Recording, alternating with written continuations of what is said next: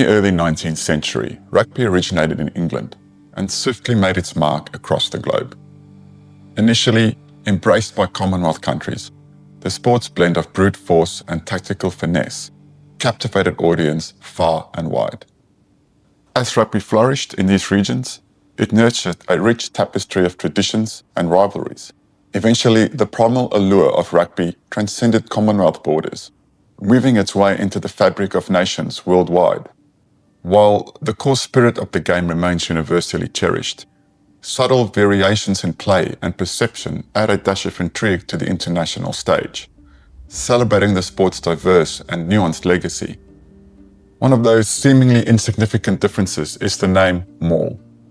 As you guys can hear, I pronounce some words a bit differently, and that's because my native language is Afrikaans, and I find one of our words for Maul more accurately describes it, los scrum, which indirectly translates to informal scrum, because in essence, that is what it is. And it's not hard to see how this nuanced naming transcends into how South African teams tend to play the game. Teams whose traditional strength lies in the forwards often place equal opportunities on scrums and mauls. These phases are the backbone of their strategy, showcasing their ability in controlling the game through physicality. The significance of scrums and mauls in such teams highlight a deeper philosophy, the belief that control over the game's physical aspects can lead to victory. In layman's terms, we are bigger and stronger, so let's play to that. Teams that dominate these two areas as well as the lineout and ruck can get a real stranglehold on the game, because it would then not matter how dangerous their opponents are in open play.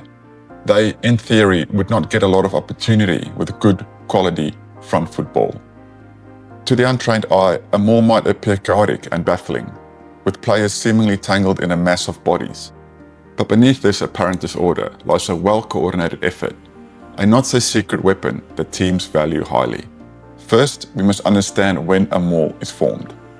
A maul happens when the ball carrier is held up by defenders, or when the ball carrier refuses to go to ground, but instead stays on their feet. At least one teammate has to join them, along with one opponent. That makes it a maul. For the rules of a maul to be in effect, the referee must call maul. Otherwise, it is deemed to be either a ruck or a standard tackle. The initiation of a maul can be a strategic choice for both the attacking team and the defenders, each seeking to exploit the phase's unique laws to their advantage. From an attacking perspective, a maul is often initiated to maintain momentum and advance the ball upfield while preserving possession. When the ball carrier is held up by defenders but remains on their feet, teammates quickly will rally around, forming a structured maul. This allows the attacking team to drive forward collectively, using their combined strength to push through the defensive line.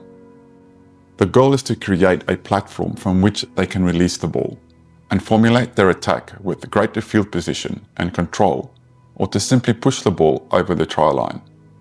By engaging in a maul, defenders can neutralize the threat posed by the attacking team and regain control over the phase of play. In essence, the decision to initiate a maul hinges on the strategic context of the game and the immediate objectives of the teams involved.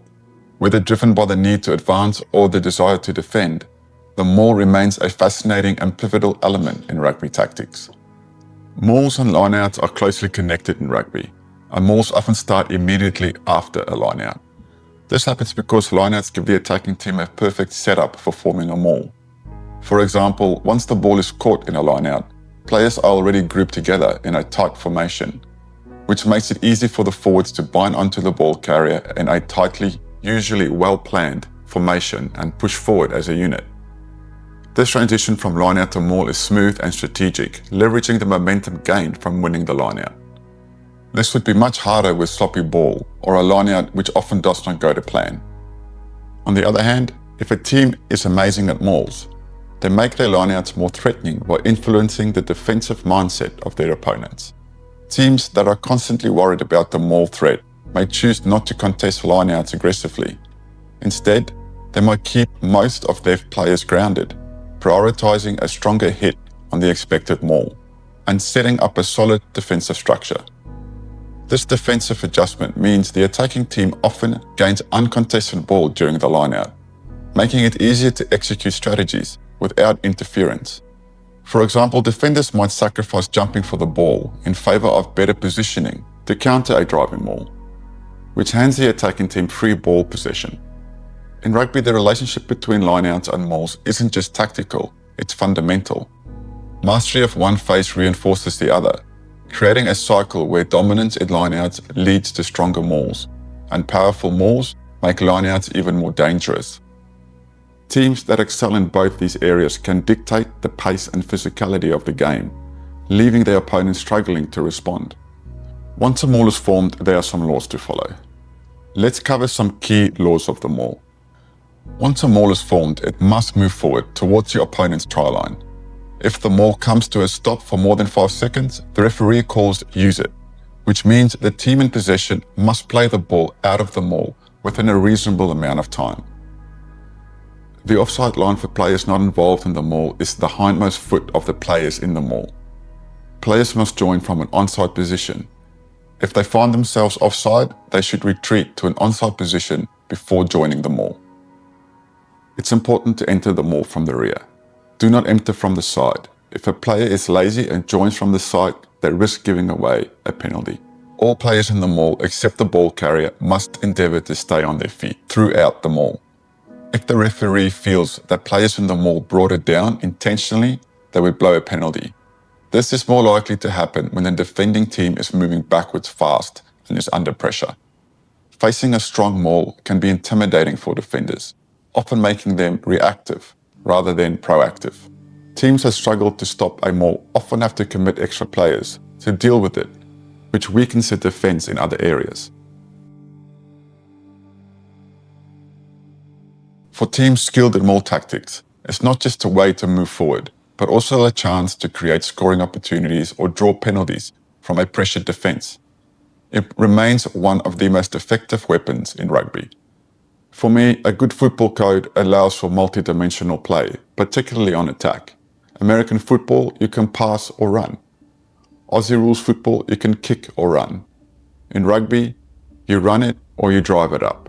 Now, driving it up can take different forms. Mauling is probably the most common method. The other is to pick and drive, particularly close to the try line. Mauls are generally the forward's domain, but it's not weird to see backs commit themselves as either part of a planned move or reactionary because of the situation as they see it. When a maul is moving backwards, it can put the backs who are close to the maul in a tough spot. If they don't commit to the maul, they risk losing further ground. And if they do commit, they risk leaving defensive gaps. It's a real damned if you do and damned if you don't situation. The maul is a cornerstone of rugby, embodying the sport's physicality, strategy, and teamwork. It's a test of collective strength and tactical execution, where players combine power and precision to gain ground, draw penalties, and create scoring opportunities. Beyond its tactical importance, the maul carries significant psychological weight. A dominant maul can boost the attacking team's confidence and morale, showcasing their unity and physical superiority. For the defending side, facing a powerful maul can be demoralizing and intimidating, often forcing them into a reactive mindset. This psychological dynamic adds depth to the maul's role, making it not just a tactical weapon, but a mental one as well. A defining feature of the game, both physically and emotionally.